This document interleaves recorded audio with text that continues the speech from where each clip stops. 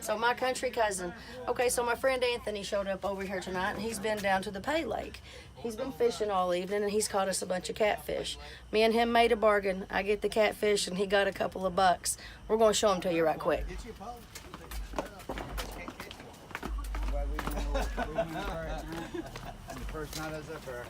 Hey guys, hello, howdy. Hey guys, here we go. All right, and that's what we got. They're alive. That'll be dinner in the morning. Thanks, Anthony. Okay, so you saw us last night. We got a bunch of catfish in on a trade. Now this morning what we're going to do is show you how to clean them, and then we're going to show you how we cook them and eat them around here too. Go ahead, Carson, bring us one up here, buddy. We've kept them down here in this bucket in ice water overnight. That's what everybody says to do, to keep them in the ice. That way they don't get bad.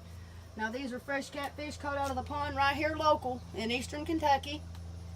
And here's what we do. We put them right here on the board, and they're already dead. So nobody has to worry about any suffering. Hold him for me, buddy. And we do this.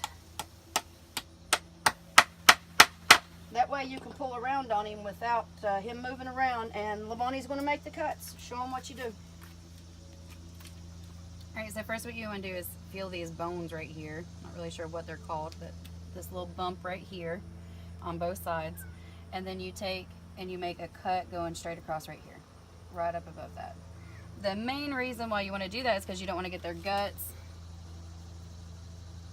So then I just take this line right here, and then I feel where the spine, like where the backbone is, and you kind of come off like this, and you want to make a corner so that you can skin it.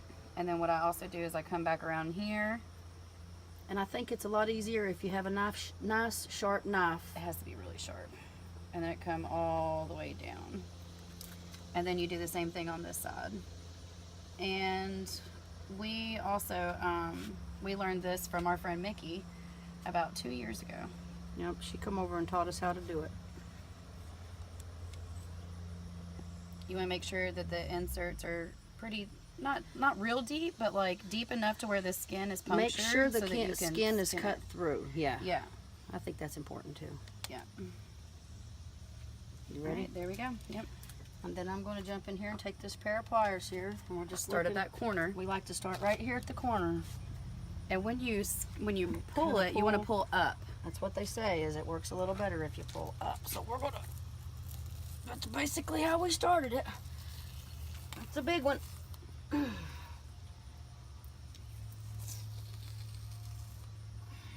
gonna be a huge fillet. That's gonna be a really big fillet.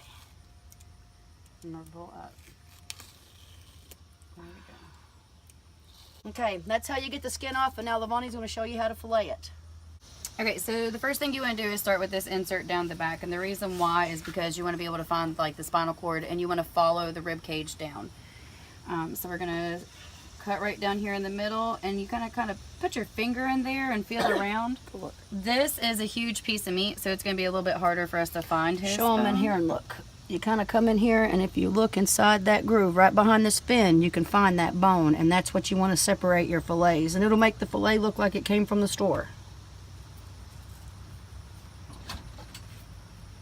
But sometimes it takes a couple of cuts, especially when the fish are this big. So now I can actually feel the bone right here.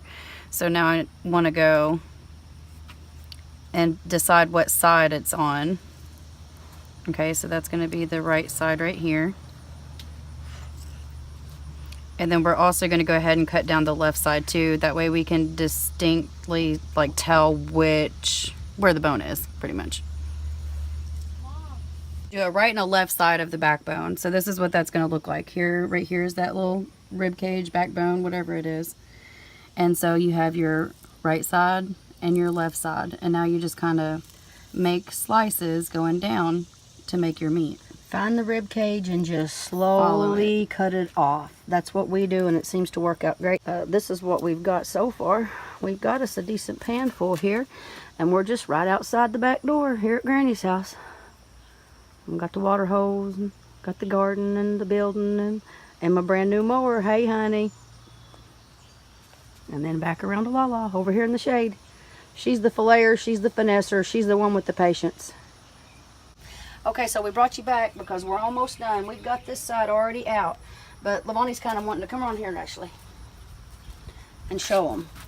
Well, it's not easy, and we're not experts, but we're just showing you what we do here. And she just kind of follows along this bone. Show them, Lala, what you do. You see this bone right here? You want to follow along it. You want to get as much meat off of it as you can. So that's why you see cuts. Show them what you're doing. Some of it's a little messy, and yeah, we might be doing it a little backwards, but this we're is not how we do it. professionals, but this is how we do it, and it works because we've eaten it more than once. So then, like, once you feel those bones, you just want to like cut along it. But you want it to do like one motion. That way you're not like sawing at it. See, like, so right here, that's still meat. We're just trying to get whatever's good left off of him.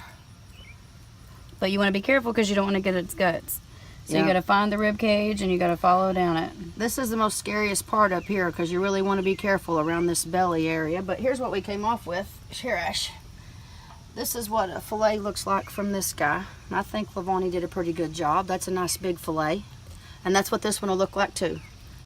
Okay, so we've got our catfish. This is what we ended up with right here. And it is a pan full. Lavani filleted all of these. She's the filleter. This is Mom's friend Jody. She's down here visiting from Florida. Jody said she's having a good time in Kentucky, but if you're going to drive on the road, you better bring some Dramamine. And take it 20 minutes ahead of time. And chew gum so your ears can pop. So she's not from here, but we're really excited to get to have her some fish. So here we go. We're gonna put some salt in the bottom. And then what I'm gonna do is take this buttermilk here. And we're gonna go ahead and put some of that in there too.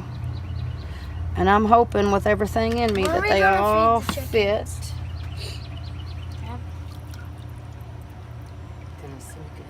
Now I'm gonna put it in this buttermilk. No, don't tip it because I washed my hands. Well, we're going to get it going this afternoon, and we're going to have us a fish fry.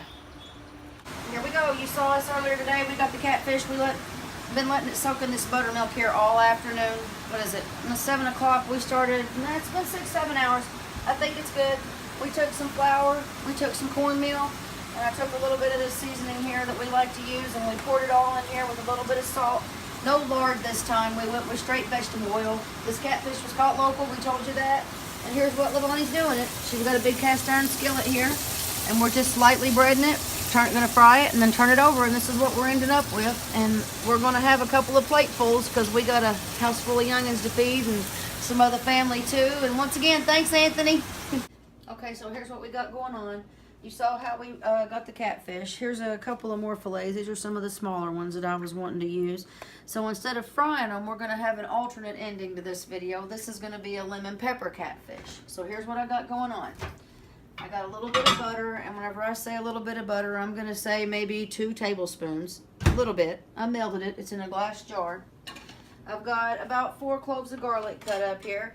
Most of it's already cut, but here's one more that I need to cut, and I'm going to show you how I do it. You know, it's got the skin on it. I take a little knife, slap it really good. Everything just peels right off. We'll mince that up, and we'll throw that in with the rest of it. And so this will go in here.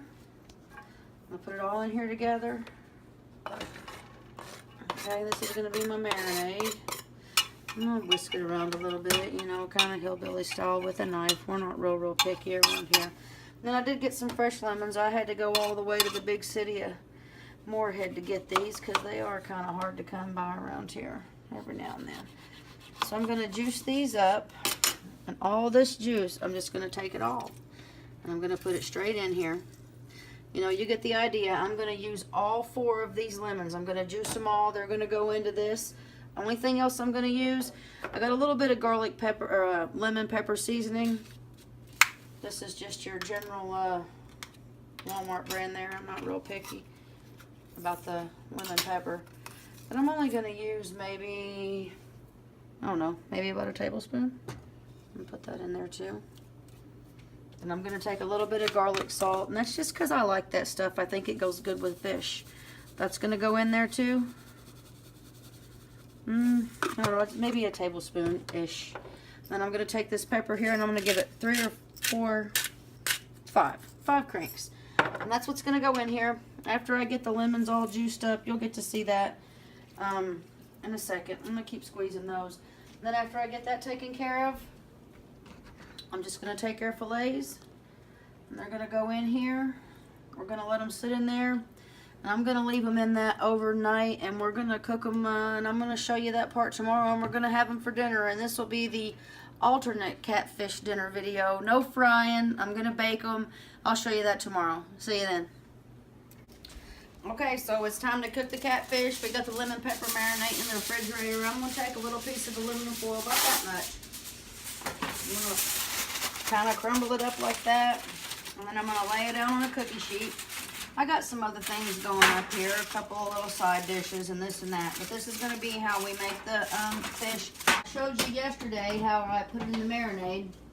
So it's kind of been marinating overnight. So this is a pond caught catfish brought to us by Anthony, and here it's been marinating all night in a lemon, pepper, butter, garlic.